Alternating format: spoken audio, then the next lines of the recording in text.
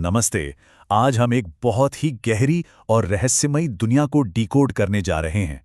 हम गरुड़ पुराण सारोद्धार पर आधारित 18 भागों की एक जबरदस्त मास्टर क्लास शुरू कर रहे हैं, जो मृत्यु और उसके बाद के सफर के सबसे बड़े रहस्यों को खोलेगी। आज हम शुरुआत कर रहे हैं अध्याय 1 से। ये एक ऐसा सफर है जो जीवन के सबसे कठोर सत्य को उजागर करता है। चलिए जल्दी से देखते हैं कि आज हम किन 5 अहम पड़ावों से गुजरने वाले हैं। पहला, ब्रह्मांडीय वृक्ष का रूपक। दूसरा, प्रस्थान का विज्ञान। तीसरा, पछतावा बनाम शारीरिक दर्द। चौथा, क्रूर ब्रह्मांडीय गिरफ्तारी। और अंत में 5वां, यातना शरीर की तैयारी। ये सफर एक बहुत ही ऊंचे दार्शनिक विचार से शुरू होकर एक खौफनाक बायोलॉजिकल सच्चाई तक जाएगा। तो शुरुआत करते हैं हमारे पहले पड़ाव से, ब्रह्मांडीय वृक्ष का रूपक और सांसारिक ताप से बचाव की तलाश। दिलचस्प बात यह है कि इस महाग्रंथ की शुरुआत सीधे किसी डरावने मंजर से नहीं होती, बल्कि नैमिषारण्य के पवित्र जंगल के एक बेहद शांत और सुंदर दृश्य से होती है।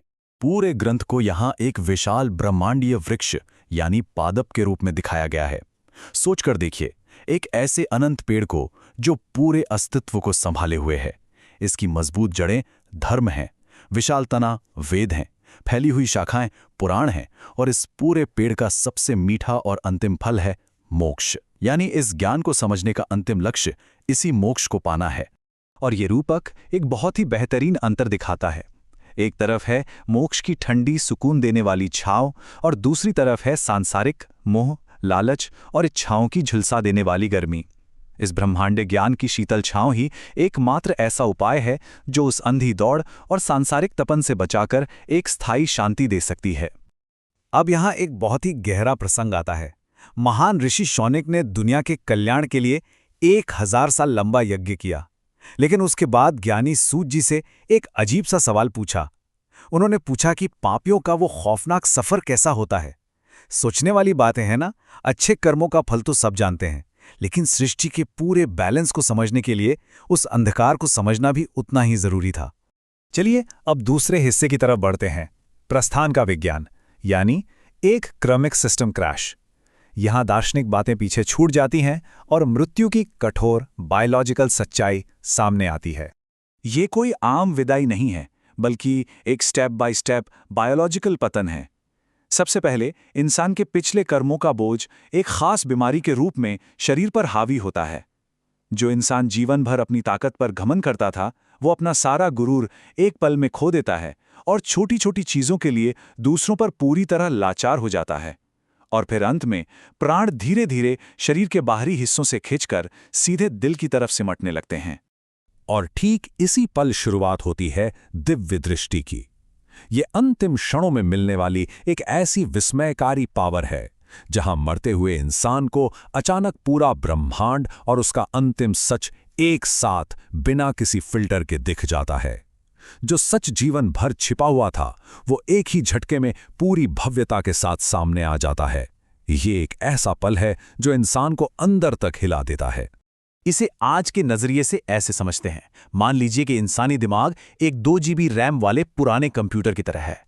अब अचानक मौत के उस पल में उसमें 100 टेराबाइट का भारी भरकम ब्रह्मांडीय डेटा लोड कर दिया जाए, क्या होगा? जाहिर है सिस्टम पूरी तरह से क्रैश हो जाएगा। बिल्कुल यही उस इंसान के साथ होता है। इस अचानक मिली बेहिसाब जानकारी और डर की वजह से उसकी आवाज चली जाती है, शरीर सुन्न पड़ जाता है और वो पूरी तरह ब्लैंक हो जाता है।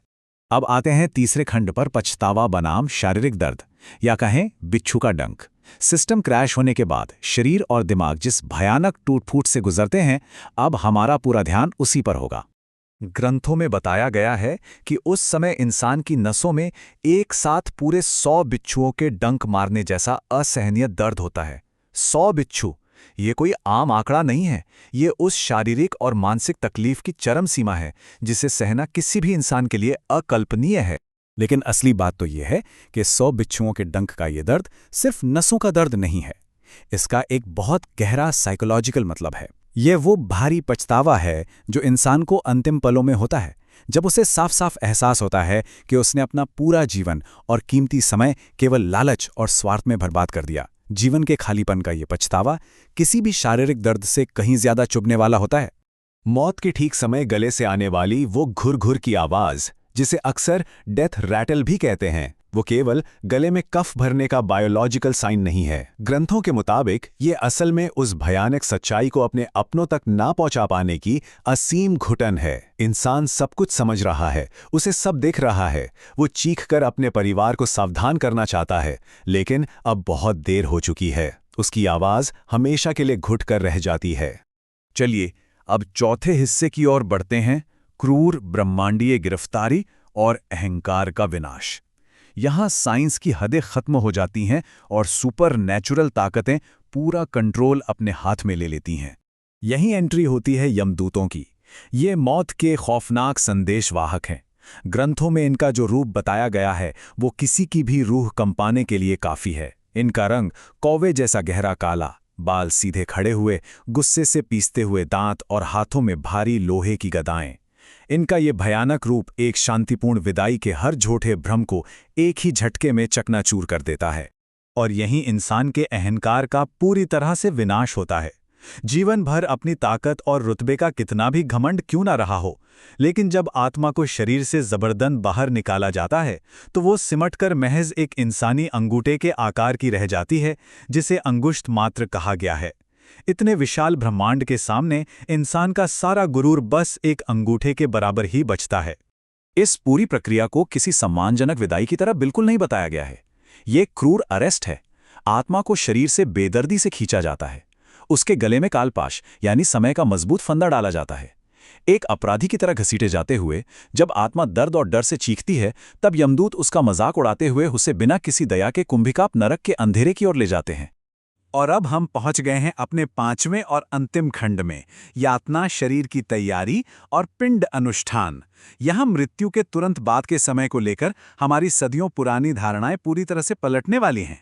मृत्यु के बाद पहले 10 दिनों तक आत्मा कहीं दूर नहीं जाती, बल्कि वह अपने पुराने घर के आसपास ही एक कैदी की तरह भटकती है। इस हालत में वह पूरी तरह से शोक मना रहे परिवार द्वारा दिए गए पिंड यानी चावल और तिल के गोलों पर निर्भर होती है। ऐसा इसलिए किया जाता है ताकि आत्मा एक भटकता हुआ और भूखा प्रेत न बन जाए। लेकिन यहाँ एक बहुत ही गहरा सवाल उठता है, क्या सदियों से चले आ रहे ये शोक अनुष्ठान और परिजनों द्वारा किया गया पिंडदान सच में उस आत्मा को कोई शांति दिलाते हैं, या फिर इसके पीछे कोई बहुत बड़ा और भयानक ब्रह्मांडीय विज्ञान छुपा है? रोंगटे खड़े कर देने वाला सच तो यह है कि असल में ये अनुष्ठान आत्मा को कोई शांति नहीं देते, बल्कि ये एक नया, बेहद सघन और कठोर शरीर बनाने का काम करते हैं। ये नया शरीर इसलिए बुना जाता है ताकि वो आत्मा यमलोक के 16 शहरों की अकल्पनीय गर्मी और भयानक यातनाओं को सह सके और उस भयंकर 86,000 योजन की लंबी और दर्दनाक यात्रा को पूरा कर सके। क्योंकि मृत्यु के बाद जो सूक्ष्म शरीर होता है वो तो यमलोक की इस भयानक आग में तुरंत ही भस्म हो जाएगा। तो इस पूरी चर्चा को हम इस एक चौंकाने वाले विचार के साथ खत्म करते हैं।